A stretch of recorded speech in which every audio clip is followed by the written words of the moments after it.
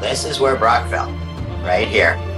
And he climbed over, he climbed over what they call this the snake fence, right? Okay, they took his body back to here, all right? Now, and the Americans had captured the Redan.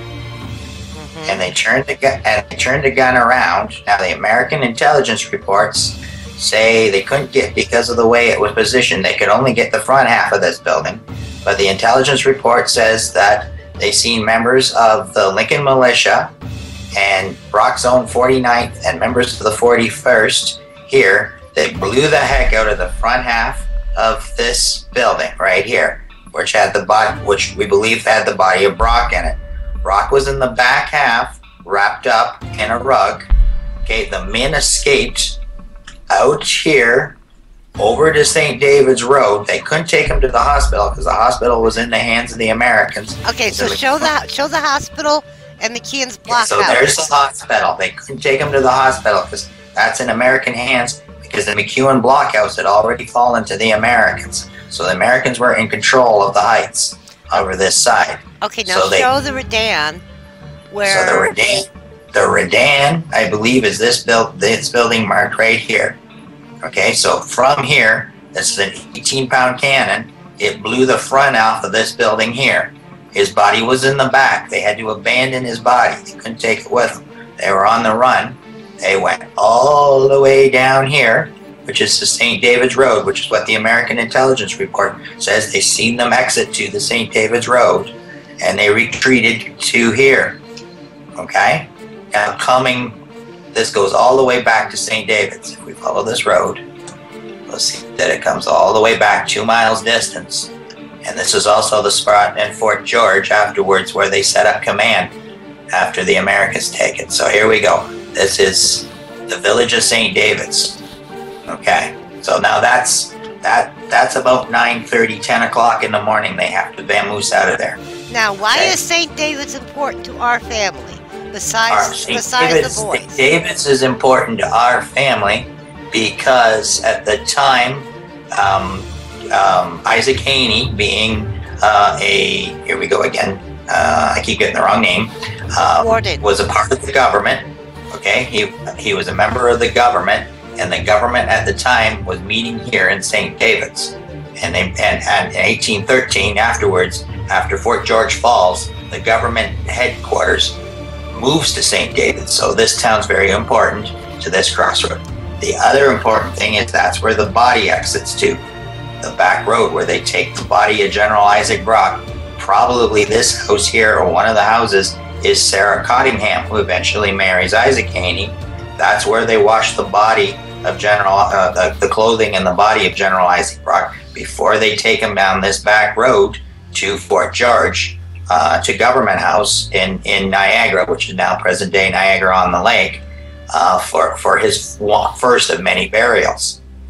Okay, so he comes from possibly here and goes down this road to Government House for his first burial.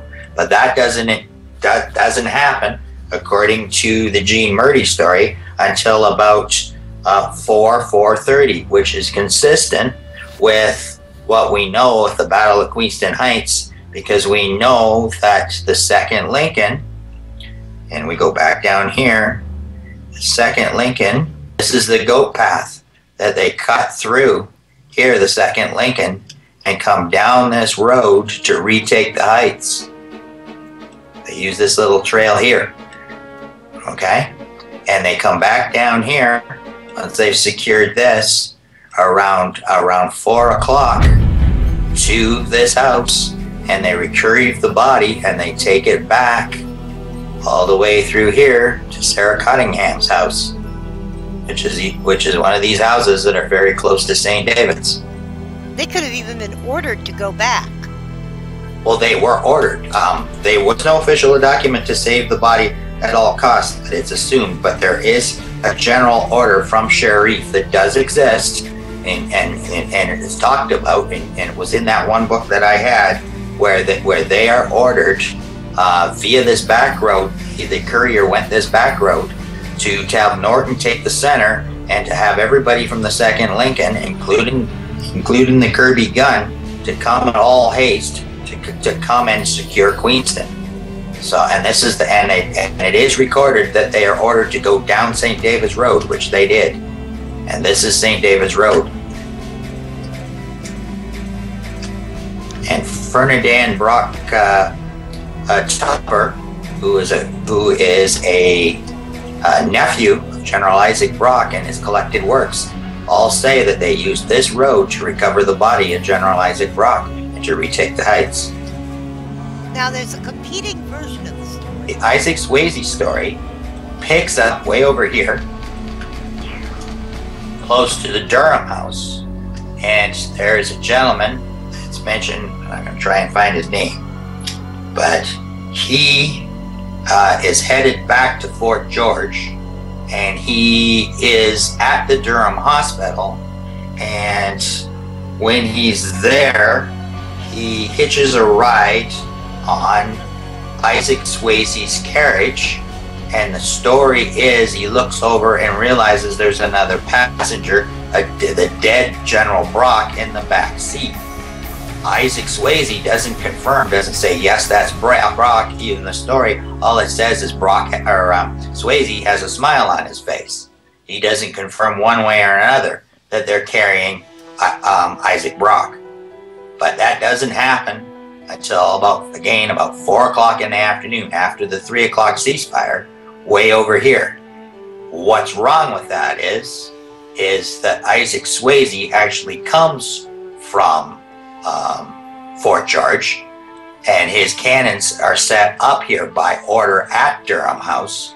So the question is how does Isaac Swayze's carriage get all the way to the other side of the battlefield, especially when American intelligence reports say that there are still snipers on this river road? How does he get through to go way over the wrong side of the battlefield when his orders were to stay on the right side of the battlefield? Or he might have been a decoy. He might have been a decoy. That's exactly it.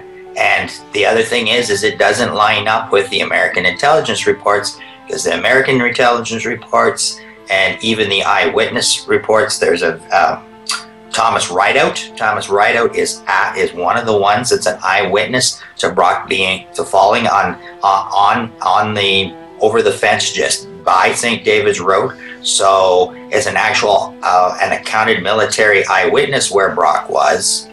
Okay. Now versus a hearsay story about Swayze. Now what are the companies of the Second Lincoln involved in this? Now all the companies of the Second Lincoln are involved in this, right? All the companies of the Second Lincoln, the Third Lincoln, the Second York, Brock's own men, the 49th, and Proctor's men of the 41st. Okay. Now, Matthew would have been with the Kirby Cannon, right? Matthew at this time is with the Kirby Cannon.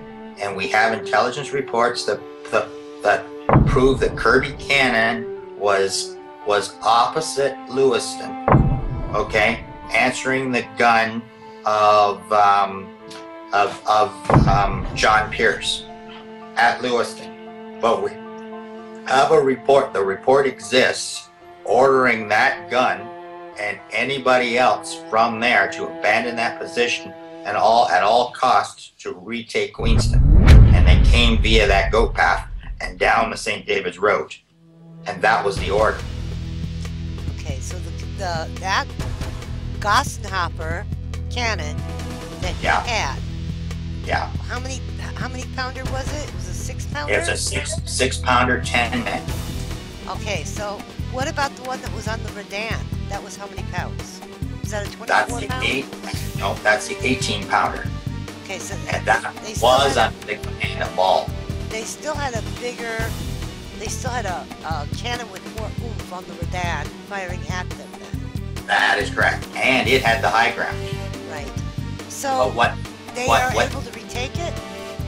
Yes, and the reason they're able to retake it is the Americans, A, did not have enough boats to bring their full force across. B, the men on the other side of the river, because of the different states' rights, the full force refused to cross. So by the time the success was, even though the Americans had far more men on the other side, they didn't have enough men to get across. Didn't have enough boats to get across, and not everybody wanted it. Where did they have the 6-pound cannon stationed at? Well, it came down here. It came down this goat path. Right. If I can find it. It came down here. This goat path probably must sneak across here somehow. But they came down this road, okay, retook the McEwen blockhouse, okay, with the 3rd Lincolns and the 2nd Lincolns in support. Okay, so they retook this, okay, and then they forced this, and then they forced this by marching down here. So they came down here in numbers. They came over here in numbers. Norton's men, they said Norton's men come through these woods, okay, and they were afraid of the Indians. They were afraid of being scalped all through this war with the Indians would go. So Norton's men come down here and makes a hook into the Redan here. Okay, at the same time, this whole area is covered by the 24-pounders from Fort George. Okay, starting here, this Sharif sets up a command post here, and he gets all the way down here to bayonet range. So he's basically right in town with these guns over here. But these guns don't get much past here and blast the heck out of the Americans. And the Americans got an 18-pounder here, but that's all they've got. They don't have any other gun. They basically have that gun and that's it. There's one 3-pounder down here at the wharf that they captured, but you got 12 heavy cannon coming this way. You got the Indians coming this way, and you got Kirby's 6-pounder firing very effectively this way. So basically the Americans are surrounded at 3 fronts with their backs to the river. And what it says is when they get off of here, these guys jump to their death down here. Right. Like that I've read. Yeah. But you can see why. I mean, if you're up against if you're an 18-pounder and you're a lone cannon, and you're basically up against at least 13 guns firing at you simultaneously, plus all the different units. Descending, yeah. And hearing the natives make their war cries. That would probably send a little bit of blood flowing through them.